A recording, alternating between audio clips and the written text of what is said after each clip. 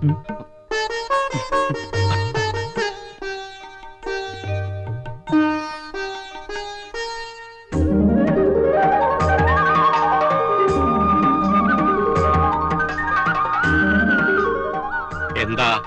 അപ്പനും അച്ഛനും കുട്ടികളെ ഇഷ്ടായോ? നിങ്ങൾ പെൺകുട്ടികളോടാ പറയുന്നത്, പിന്നെ കണ്ടില്ല നോക്കിയില്ല എന്നൊന്നും പറയരുത്. അവരെ പറ്റി അങ്ങനത്തെ ശങ്ക വേണ്ട. നിങ്ങൾ ആൺകുട്ടിയോടെ സമ്മതം ചോദിച്ചോളൂ. അമ്മേ, ഇതാണ് അമ്പാലിയേക്ക് ആലോചിക്കുന്ന പത്മനാഭ മേനോൻ അപ്പൻ. ഇത് സീതയുടെ അച്യുതൻ അച്ചു.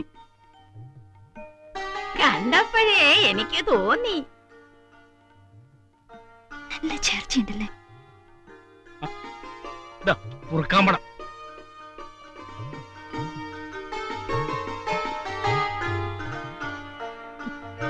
പാറൂട്ടിയെ കുട്ടികളെ അകത്തേക്ക് കൂട്ടിട്ട് പോകൂ. ഓ വരൂ, അകത്തേക്ക് പോവാം.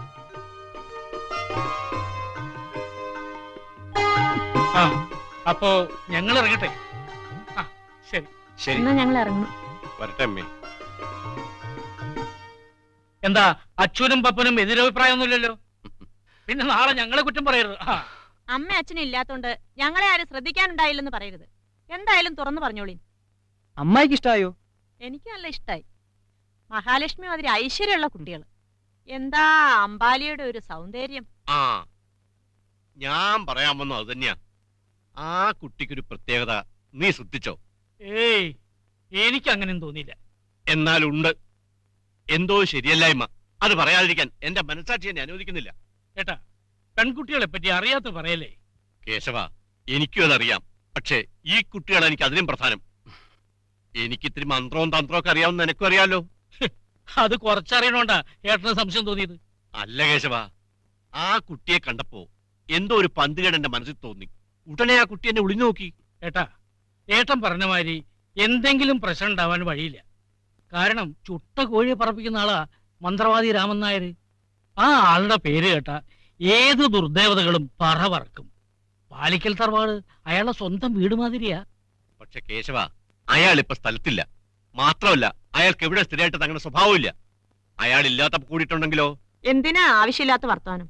പപ്പൻ ആ കുട്ടിയെ വളരെ ഇഷ്ടായി. എനിക്കൊരു സാധാരണത്വം തോന്നില്ല. ശരി, അപ്പൊ ഞാൻ ഇറങ്ങട്ടെ. ഓപ്പോൾക്ക് ആളെ ഇഷ്ടായോ? ഏടത്തിയുടെ ആളെക്കാളും നല്ലത് ഓപ്പോളുടെ ആളാ, പപ്പൻ. ഓ, പപ്പേട്ടൻ. ഏതായാലും കാര്യം അയാൾക്ക് ഇഷ്ടപ്പെട്ടല്ലോ, അത് മതി. ഓപ്പോളുടെ ആളാ നല്ലത് പറഞ്ഞിട്ടുള്ള അസൂയ. നീ ഇപ്പൊ നിന്റെ ആള് നന്നായാലും നിക്ക് അസൂയൊന്നുമില്ല. അപ്പോ ശ്രീദേവിക്ക് ആളെ പിടിച്ചു എന്നർത്ഥം. നിന്റെ മോൾക്കും അമ്മായി നല്ലൊരു സുന്ദര കുട്ടപ്പനെ കണ്ടുവച്ചിട്ടുണ്ട്. അത്രയ്ക്കൊന്നും പറയണ്ട കേട്ടോ. അപ്പൂട്ടേട്ടന് എന്താ ഒരു കുറവ്? നമ്മുടെ അച്ഛന്റെ മരുമോനാ. കൃഷിക്കാരെന്ന് വെച്ചാ മോശ? ഇല്ല, ഇപ്പഴേ ദേഷ്യം വരണ്ട കേട്ടോ. ആദ്യം കാര്യം നടക്കട്ടെ, എന്നിട്ട് മതി കേട്ടോ.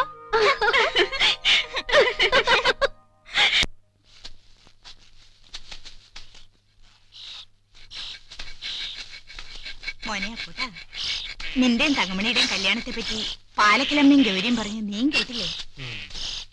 അവരൊക്കെ വലിയ ആളുകളല്ലേ അമ്മേ. അതുകൊണ്ട് തങ്കമണിയും ശ്രീദേവിയും നിന്റെ അമ്മാവിന്റെ മക്കളല്ലാണ്ടാവില്ലല്ലോ. പാലക്കൽ തറവാടിലെ സൗകര്യങ്ങളൊന്നും നമ്മുടെ ഈ കളത്തിലില്ലല്ലോ അമ്മേ. ആ വലിയ വീട്ടിൽ നിന്ന് വന്നിട്ട് നമ്മുടെ ഈ കളത്തിലെ ജീവിതം ആ കുട്ടിക്ക് പിടിക്കുമെന്നാ.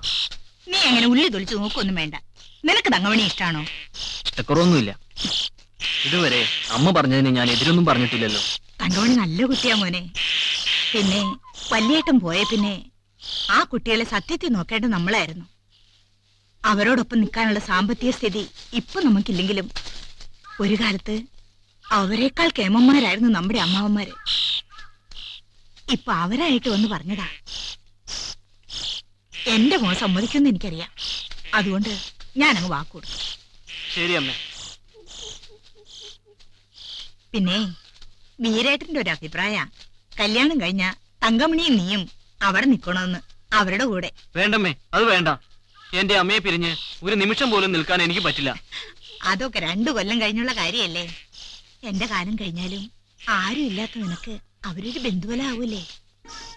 ദാമു മാമ പറഞ്ഞ മാതിരി ആ കുട്ടിക്ക് എന്തെങ്കിലും പ്രത്യേകത നിനക്ക് തോന്നിയോ? അമ്മാമ്മ പറഞ്ഞത് കേട്ടപ്പോ എനിക്കൊരു സംശയം. ആ കുട്ടിയുടെ നോട്ടത്തിന് ഒരു പ്രത്യേക ഭാവം ഉണ്ടായിരുന്നില്ലേ എന്ന്. ചിലപ്പോ അമ്മാമ്മയുടെ പറച്ചിൽ കാരണം ഉണ്ടായ ഒരു തോന്നലായി കൂടെ അത്. ആയിരിക്കാം. പിന്നെ ഞാനധികം ശ്രീദേവിയാണ് ശ്രദ്ധിച്ചത്. എന്തായാലും അച്ചു, എനിക്ക് ആ കുട്ടിയെ നല്ലോണം ഇഷ്ടപ്പെട്ടു.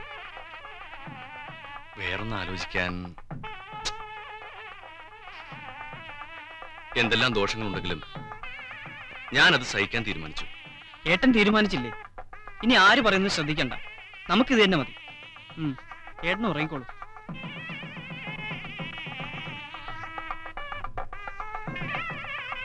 ഈ അതിമനോഹരമായ മുഖവും പ്രത്യേകതയുള്ള ഈ കണ്ണുകളും ഞാനും നല്ലോണം കണ്ടോട്ടെ.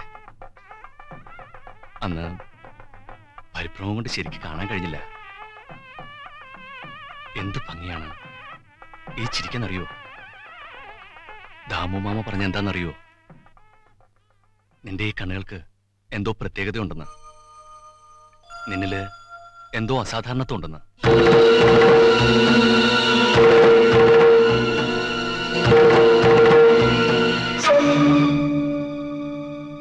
എന്തായാലും നിന്നെ കണ്ട നിമിഷം മുതൽ എനിക്ക് നിന്നോട് പറഞ്ഞറിയിക്കാനാവാത്ത സ്നേഹം തോന്നി.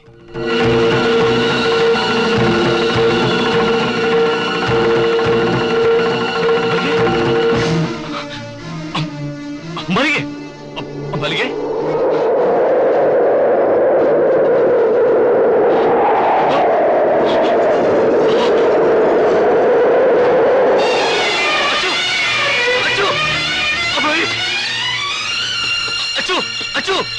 അമ്മായി, അച്ചു, അച്ചു, അച്ചു, എന്താ അച്ചു, എന്താ ഏട്ടാ? എന്താ എന്താ അമ്മായി? ഉണ്ടായേ? എന്താ പറ്റി? എന്താ ഏട്ടാ ഉണ്ടായത്? അമ്പാലികേ, അമ്പാലികേ.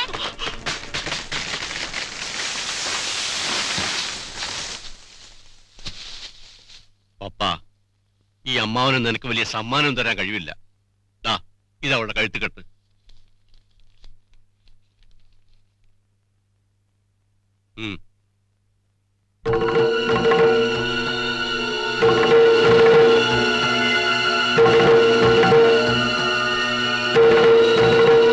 നോക്കണ്ട, നിങ്ങളുടെ രക്ഷയ്ക്കാ ഞാൻ ഈ ചെയ്യണത്. ആ, കുട്ടികൾ വരി.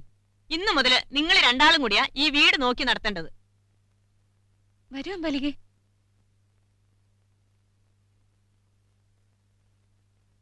വാ മക്കളെ. അമ്മാമ്മ ഇന്നലെ രാത്രി ഉണ്ടായ കാര്യം അറിഞ്ഞോ? ഉവ്, അവിടുത്തെ ചാത്തു അപ്പൊ തന്നെ വന്ന് വിവരം എന്നോട് പറഞ്ഞു. എന്തെങ്കിലും വിശേഷം ഉണ്ടെങ്കിൽ ഉടനെ എന്നെ അറിയിക്കണമെന്ന് ഞാൻ പറഞ്ഞു വെച്ചിരുന്നു. അമ്മാമേ, അമ്പാലികയ്ക്ക് ഒന്നും ഉണ്ടാവില്ലല്ലോ അല്ലേ? നീ ഭയപ്പെടണ്ട, ഇനിയൊന്നും സംഭവിക്കില്ല. അതിനല്ലേ ഒട്ടും ആലോചിക്കാൻ ഇടം കൊടുക്കാതെ ആ രക്ഷയെടുത്ത് ഉടനെ നിന്നെ കൊണ്ട് കെട്ടിച്ചത്. ഇതൊന്നും പേടിക്കണ്ട ഏട്ടാ. അവിടെ അവര് പെൺകുട്ടികളുടെ സാമ്രാജ്യം അല്ലായിരുന്നു. ഏട്ടന്റെ സ്നേഹപ്രകടനം കണ്ടപ്പോ ഭയന്നായിരിക്കും. എടാ, അതിന് ഞാനൊന്നും ചെയ്തില്ല. ദാമു മാമയുടെ പേര് പറഞ്ഞപ്പോഴാ അമ്പാലിക ബോധം കെട്ടത്. അത് നന്നായി. ഇന്നലെ പേര് കേട്ടപ്പോഴേ ബോധം കേട്ട് വീണ ആൾക്ക് ഇന്നത്തെ ഇൻട്രൊഡക്ഷൻ ഉഗ്രൻ, ബഹുകേമം. എന്തായാലും ആ ഏലസ് കഴുത്തെ കിടക്കട്ടെ പപ്പ. ശരി, ഇവര് പറയുന്നൊന്നും നീ കേക്കണ്ട.